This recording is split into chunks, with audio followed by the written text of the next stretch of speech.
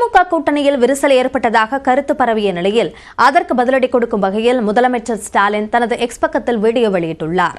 சென்னையில் நிகழ்ச்சி ஒன்றில் பேசிய திருமாவளவன், நம்மிடம் 4 எம்எல்ஏக்கள் 2 எம்பிக்கள் இருந்தும் இன்னும் கொடி கூட ஏற்ற முடியவில்லை என்றும், நாம் கொடியேற்றும் போதுதான் உரிய அனுமதி வாங்கினீர்களா என அதிகாரிகள் சட்டம் பேசுவார்கள் என்றும் வேதனையுடன் தெரிவித்தார்.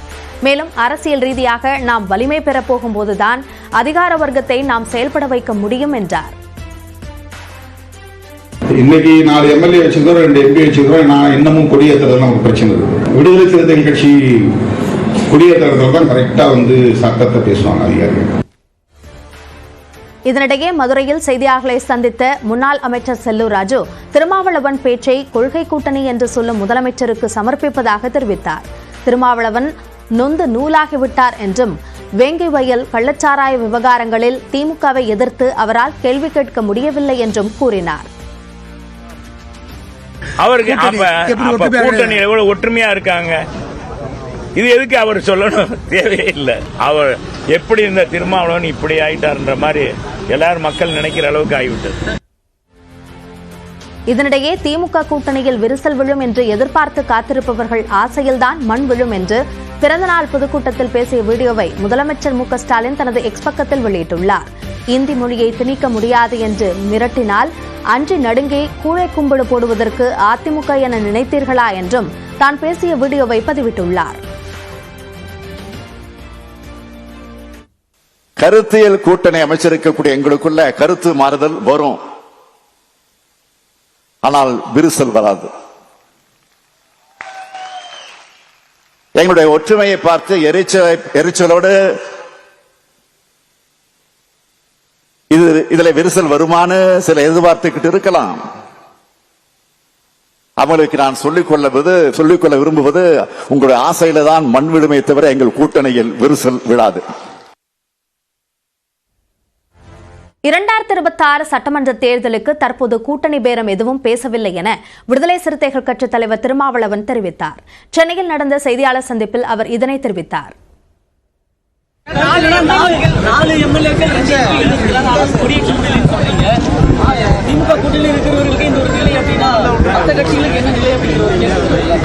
மற்ற கட்சிகளுக்கு என்ன நிலை எனக்கு தெரியாது.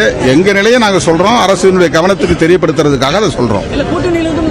கூட்டணியில இருந்தா கூட்டணியில இருக்கிறதுனால தான் சொல்றோம்.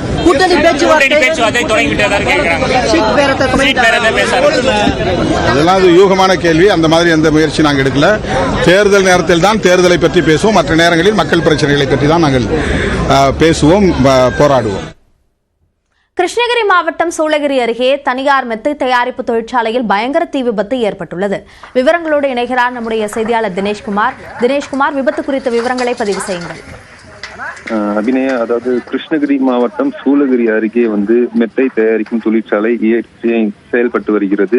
இந்த தொழிற்சாலையில் 10க்கும் அதிகமானோர் தொழிலாளர்கள் பணியாற்றி வரக்கூடிய நிலையில் இன்று மதியம் திடீரென தீ விபத்து ஏற்பட்டுள்ளது. அதிர்ஷ்டவசமாக தொழிலாளர்கள் அனைவருமே வெளியேற்றப்பட்டனர். இருப்பினும் மெத்தை தயாரிக்கும் தொழிற்சாலையில் மூலப்பொருட்கள் தயாரிக்கக்கூடிய அந்த தொழிற்சாலையில் என்பதால் தீ மலமளவென பரவியதால் சுமார் 1 மணி நேரத்துக்கும் மேலாகவே தீ பரவி கொழுந்து விட்டு எரிந்து வருகிறது.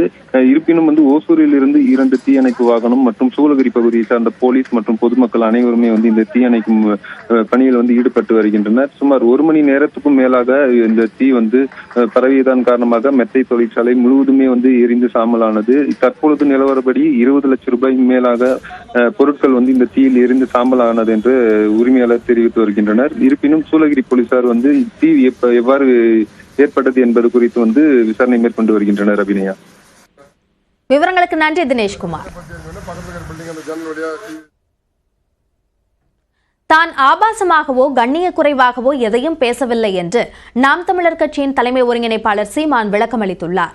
சென்னையில் செய்தியாளர்களிடம் பேசிய அவர், தன்னை பாலியல் குற்றவாளி என எப்படி முடிவு செய்தீர்கள் என்றும் காட்டமாக கேள்வி எழுப்பினார். எது கண்ணியம்னு சொல்லுங்க, என்னை பாலியல் குற்றவாளின்னு நீங்க எப்படி சொல்றீங்க? நீங்க நீதிபதியா? ஒரு சமூகத்தை நேசி நிற்கிற ஒரு மகனை முச்சந்தில் நிச்சு தினம் அவமானப்படுத்திட்டு இருக்கிறீங்க. அரசியல் நான் கேட்டதுல உங்களுக்கு கண்ணியம் குறைஞ்சிருச்சுன்னா நீங்க பண்ற செயலுக்கு பேர். தன்னை பாலியல் தொழிலாளி என்று கூறிய நாம் தமிழர் கட்சி ஒருங்கிணைப்பாளர் சீமானுக்கு நடிகை கண்டனம் தெரிவித்துள்ளார். தனது கண்ணீர் சீமானை சும்மா விடாது என்றும் ஆதங்கத்துடன் கூறியுள்ளார். நான் பாலியல் தொழிலாளியா? இந்நாள் வரைக்கும் நீ தப்பிச்சிருப்ப. இந்த நொடியில இருந்து நீ எப்படி வாங்க போறன்னு பார். பாலியல் தொழிலாளினா நான் இன்னைக்கு எங்க அக்கா வச்சு பெங்களூர்ல தவிச்சிட்டு கிடப்பேன். என்னோட கண்ணீரோட நீ என்ன பண்ண போது பார். உன்னை என்ன பண்ண போது பார்.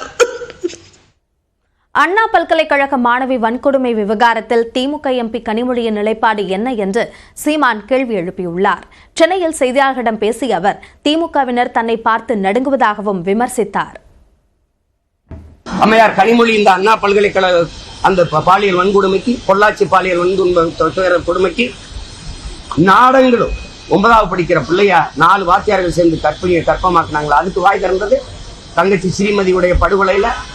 அதுல அந்த கொலையில் அந்த சாவுல என்ன அதுக்கு கருத்தென்ன? மனநலம் பாதிக்கப்பட்ட பெண்ணை 8-10 பேர் சேர்ந்து வன்புணர்வு செஞ்சானே, அதுல உங்க கருத்தென்ன? தினந்தோறும் பள்ளிக்கூடத்துக்கு போற பிள்ளைகளை ஆசிரியர் தாளாளர்கள் துன்புறுத்துவதில் உங்க கருத்தென்ன? ஏன்னா இங்க யாரும் இல்ல, இங்க முன்னாடி நிக்கிறேன் சீமான். அதனால நீங்க பேச வேண்டியது வருது. நடுங்குறீங்க, என்னை பார்த்து என்னை எதிர்கொள்ள முடியல. நடிகை விஜயலட்சுமிக்கு ஆதரவாக போராட்டம் நடத்தப்படும் என தமிழர் முன்னேற்றப்படை தலைவர் வீரலட்சுமி வீடியோ வெளியிட்டுள்ளார். சீமானால் விஜயலட்சுமி தனது கர்ப்பப்பையை இழக்கும் நிலைக்கு சென்றுள்ளதாக அவர் குற்றம் சாட்டியுள்ளார். விஜயலட்சுமி அக்கா அவர்கள் என்னை தொடர்பு கொண்டு பேசினாங்க. நான் பேசுனதுக்கெல்லாம் வருத்தம் தெரிவிக்கிறேங்கம்மா. இந்த விவகாரத்தில் கண்டிப்பாக நம்ம 2 பேரும் ஒன்றா சேர்ந்து இதில் எனக்கான நீதியை எனக்கு நீங்கள் பெற்றுக் கொடுக்கணும்னு என்கிட்ட பேசினாங்க. சீமான் அவர்களால் நடிகை விஜயலட்சுமி அவர்களுக்கு 7 முறை கருக்கலைப்பு செய்யப்பட்டதுனால அவங்களுடைய கர்ப்பப்பையை இன்றைக்கி மருத்துவர் எடுக்க சொல்லியிருக்காங்க. ஏன்னா கர்ப்பப்பையை அதிக அளவு இன்ஃபெக்ஷன் ஆகி பாதிப்பு ஏற்பட்டு இப்போ அவங்க 2 மாதத்துக்கு முன்னாடி கூட அவங்க மருத்துவமனையில் அனுமதிக்கப்பட்டு மருத்துவருடைய ஆலோசனை கேட்டிருக்காங்க. அதை என்கிட்ட சொன்னாங்க நேற்று. நடிகை விஜயலட்சுமி அவர்களுக்கு ஆதரவாக நிற்கிறவங்க யாருன்னு பார்த்தீங்கன்னா பெண்மையை போற்றவங்க, பெண்மையை மதிக்கிறவங்க, கற்பனா என்னன்னு தெரிஞ்சவங்க தான் இன்றைக்கி விஜயலட்சுமி அவர்களுக்கு ஆதரவாக நிற்கிறாங்க. இது 3மே என்னன்னு தெரியாதவங்க தான் இன்னைக்கு சீமான் பின்னாடி நிற்கிறாங்க. அந்த நீதி விரைவாக கிடைக்கிறதுக்கு எமது தமிழர் முன்னேற்றப்படை சார்பாக நாங்கள் விஜயலட்சுமி அவர்களுக்காக சென்னை வள்ளுவர் கோட்டத்தில் நான் உண்ணாவிரதம் இருக்கலாம் நாங்கள் ஏற்பாடு செஞ்சுட்டு இருக்கிறோம். சீமானுக்கு எதிராக நடிகை புகார் அளித்த விவகாரத்தில் திமுகவிற்கு எந்த தொடர்பும் இல்லை என்று சட்டத்துறை அமைச்சர் ரகுபதி விளக்கம் அளித்துள்ளார்.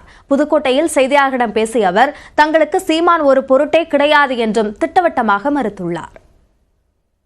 அது பல ஆண்டுகளாக நடந்து வருகிற ஒரு வழக்கு. ஏன்னா அந்த அம்மா ஏற்கனவே முதல்ல பல குற்றச்சாட்டுகளை சொல்லியிருக்கிறார்கள்.